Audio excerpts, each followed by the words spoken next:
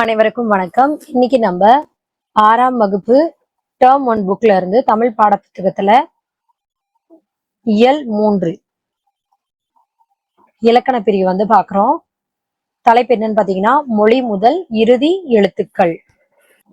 நம் தமிழ் மொழியின் சொற்கள் நாம் எளிதாக ஒலிக்கும் வகையில் உருவானவை. வேற்று மொழி சொற்களை பேசுகையில் நமக்கு தடுமாற்றம் ஏற்படுகிறது. நாம் மொழியின் சொற்களின் இயல்பையும் மரபையும் அறிந்து கொள்வது தேவையானது. சொல்லின் முதலிலும் இடையிலும் இறுதியிலும் எந்தெந்த எழுத்துக்கள் வருவது என்பதை அறிந்து கொள்வதால் மொழியை நன்கு பேச முடியும். நம்ம தமிழ் மொழியில சொற்கள் எல்லாமே சொல்றதுக்கு ரொம்ப ஈஸியா இருக்கு அப்படின்னு சொல்றாங்க. அது மட்டும் இல்லாம வேற்று மொழிகள் பேசுறதுக்கு தடுமாற்றம் ஏற்படும். ஆனா நம்ம தமிழ் மொழி பார்த்தீங்கன்னா இயல்பாவே நம்மளால பேச முடியும். அதோட இயல்பையும் மரபையும் நம்மளால தெரிஞ்சுக்க முடியும். சொல்லின் முதலிலும் இடையிலும் இறுதியிலுமே எந்தெந்த எழுத்துக்கள் வரும் அப்படின்றதான் இந்த டாபிக். கீழே உள்ள சொற்களை கவனிங்கள். நன்றி, நான் இன்றி, நன்றி 3 சொல்லி இன்னும் கொடுத்துருக்காங்க. நன்றி 2 சொல்லி இன்னும் கொடுத்துருக்காங்க. இதுல எந்த வார்த்தை கரெக்ட்னு கேட்டிருக்காங்க. இப்ப பாருங்க, நன்றினா நம்ம தேங்க் பண்றது இல்லையா? சோ அப்போ நான் இன்றி இதுதான் சரியானது. சோ அப்போ எந்த எழுத்து முதல்ல வரணும், எது இடையில வரணும், எது இறுதியில வரணும்ன்றத தான் இப்ப நம்ம இந்த டாபிக்ல படிக்க போறோம். அடுத்து பிழையின்றி எழுத எந்த எழுத்தை எங்க பயன்படுத்த வேண்டும்ன்றதான் தெரிஞ்சுக்க போறோம். தமிழ் எழுத்துக்கள்ல வகை தொகை பத்தி நம்ம தெரிஞ்சுக்கிட்டோம். அதுல எல்லா எழுத்தும் எல்லா இடங்கள்லயும் வராது. சொல்லின் முதலிலும் இடையிலும் இறுதியிலும் வரும் எழுத்துக்கள் பற்றி நம்ம இப்ப பார்க்க போறோம். முதல் எழுத்துக்கள் மொழி இறுதி எழுத்துக்கள். ஒரு ட்ரெயினை ஞாபகம் வச்சுக்கோங்க. முதல்ல இறுதியில என்னென்ன எழுத்துன்னு பார்க்கலாம். மொழி முதல் எழுத்துக்கள். மொழின்னா என்னன்னா அதுக்கு இன்னொரு வார்த்தை உண்டு. என்னன்னா சொல். சொல் என்பதன் பொருளும் உண்டு. சொல்லின் முதலில் வரும் எழுத்துக்களை மொழி எழுத்துக்கள் என்பர். உயிரெழுத்துக்கள் 12மே மொழியின் முதலில் வரும். கா, சா, தா, நா, பா, மா இந்த 6 உயிர்மை எழுத்துக்கள் சொல்லின் முதலில் வரும் சொல்லியிருக்காங்க. அடுத்து ங, ஞ, யா, வா இந்த 4 உயிர்மை எழுத்துமே சில எழுத்துக்கள்ல வரும். எடுத்துக்காட்டு பார்க்கலாம். ங வரிசையில ங எப்படி சொல்லலாம்? கணம் அப்படின்னு சொல்லலாம். இந்த காலகட்டத்துல எப்படி சொல்றோம்னா கணம அங்கனம், இங்கனம், எங்கனம் அப்படின்னு நம்ம சொல்றோம். இப்ப பாருங்க, காவரிசை இங்க எடுத்துக்காட்டு பாருங்க. காவரிசையில என்னென்ன இருக்கு? கடல், காக்கை, கிழக்கு, கீற்று, குருவி, கூந்தல், கெண்டை, கேணி, கைகள், கொக்கு, கோலம், கௌதாரி. இப்ப காவரிசை கால ஆரம்பிச்சு க, கா, கி, கி, கு, கு, கே, கே, கை, கோ, கௌ. இதன் வரிசைப்படி இந்த அகர வரிசைப்படி எடுத்துக்காட்டு கொடுத்துருக்காங்க. அடுத்து பாருங்க, கா பார்த்தாச்சு, ஞாவும் பார்த்துச்சு. நெக்ஸ்ட் ஞா. ஞால எந்தெந்த வார்த்தைன்னு பார்க்கலாம்.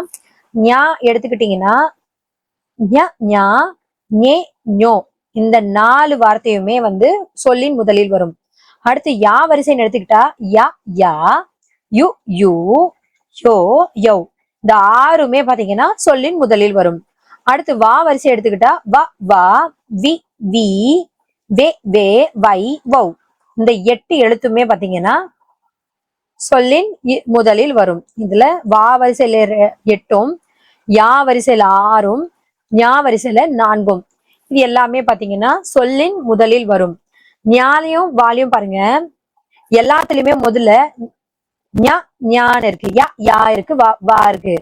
அடுத்துதான் நம்ம கொஞ்சம் கேர்ஃபுல்லா பார்க்கணும். வா வரிசையில வி, வி இருக்கு, வே, வே, வை, வௌன்னு இருக்கு. இங்க பாருங்க. ஆனா யால யா கடுத்து யூ, யூ, யோ, யௌ. ஞால ஞே, ஞோ.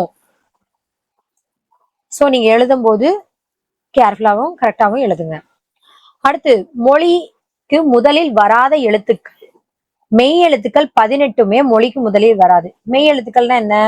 இக்கு, இங்கு, இச்சு, அதுல இக்கு முதல் இன்னு வரை இந்த 18 எழுத்துக்களுமே மொழிக்கு முதலில் வராது.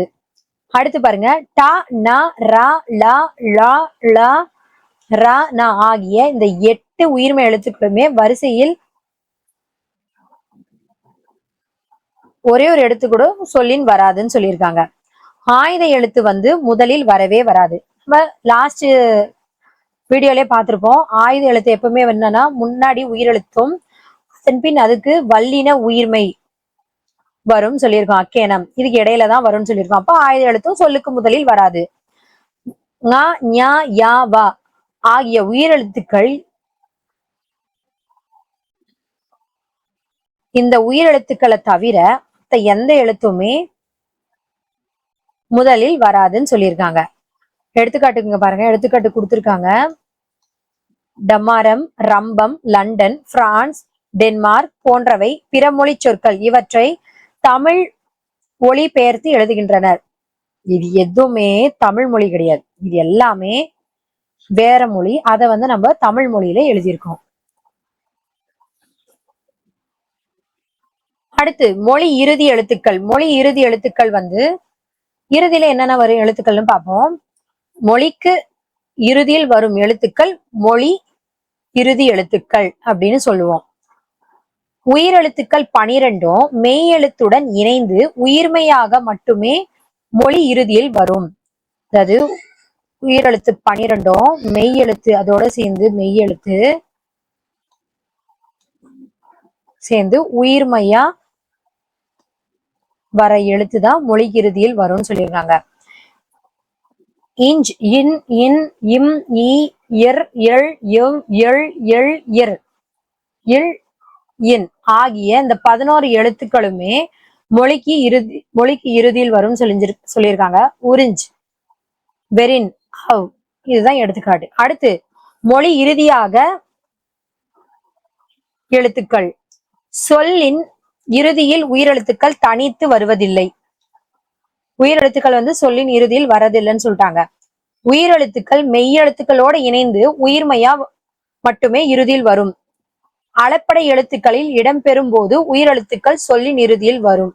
அளப்படைனா நீண்டு ஒலிக்கிறதுன்னு சொல்லியிருக்கு இல்லையா, அளப்படை எழுத்துக்களோடு வரும்போது உயிரெழுத்துக்கள் வந்து இறுதியில வரும்னு சொல்லியிருக்காங்க. அடுத்து ஆயுத எழுத்து சொல்லின் இறுதியில் வரவே வராது.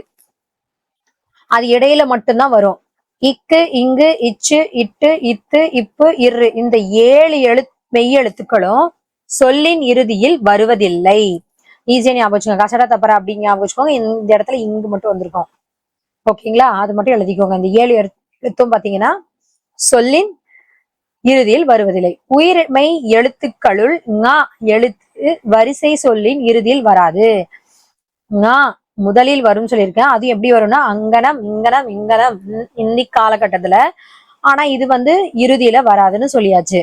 Karthik, Hong Kong, Sujith, market, Dileep, March போன்ற பிற மொழி பெயர் சொற்களில் இவ்வெழுத்துக்கள் இறுதி எழுத்துக்களாக இடம்பெறுவதுண்டு. இது எல்லாமே பாத்தீங்கன்னா பிற மொழி பெயர்கள் தான். இது எதுவுமே தமிழ் பெயர் கிடையாது. அதனால இதுல வந்து மெய் எழுத்துக்கள் வந்து இறுதியில இருக்குன்னு சொல்லியிருக்காங்க. அடுத்து பாருங்க, எகர வரிசையில் எடுத்துக்கிட்டீங்கன்னா கே முதல் நே முடியும் எந்த உயிர் எழுத்தும் மொழி இறுதியில் வராது. ஒகர வரிசையில நோ தவிர மற்ற எல்லா உயிர்மை எழுத்துக்களும் இறுதியில் வருவதில்லை. நோ என்னும் எழுத்து ஓர் எழுத்து. அதுக்கு வந்து நோன்றது ஒரு எழுத்துன்னு சொல்லியிருக்கோம். அதுக்கு வந்து பொருள் என்னன்னு பாத்தீங்கன்னா துன்பம். சொல்லின் இடையில் வரும் எழுத்துக்கள். சொல்லின் இடையில் வரும் எழுத்துக்கள் வந்து பாத்தீங்கன்னா ஆயுத எழுத்து. ஓகே, உயிர்மை எழுத்துக்கள் சொல்லின் இடையில் வரும். எழுத்துக்கள் 18 சொல்லின் இடையில் வரும். அளப்படை மட்டுமே உயிர் எழுத்துக்கள் சொல்லின் இடையில் வரும். அளப்படை பற்றி நம்ம அடுத்த கிளாஸ்ல பார்க்கலாம். தேங்க்ஸ் ஃபார் வாட்சிங். மறக்காம நம்ம சேனலை சப்ஸ்கிரைப் பண்ணுங்க. உங்களுக்கு பிடிச்சிருந்துச்சுன்னா லைக் பண்ணுங்க. தேங்க்ஸ் ஃபார் வாட்சிங்.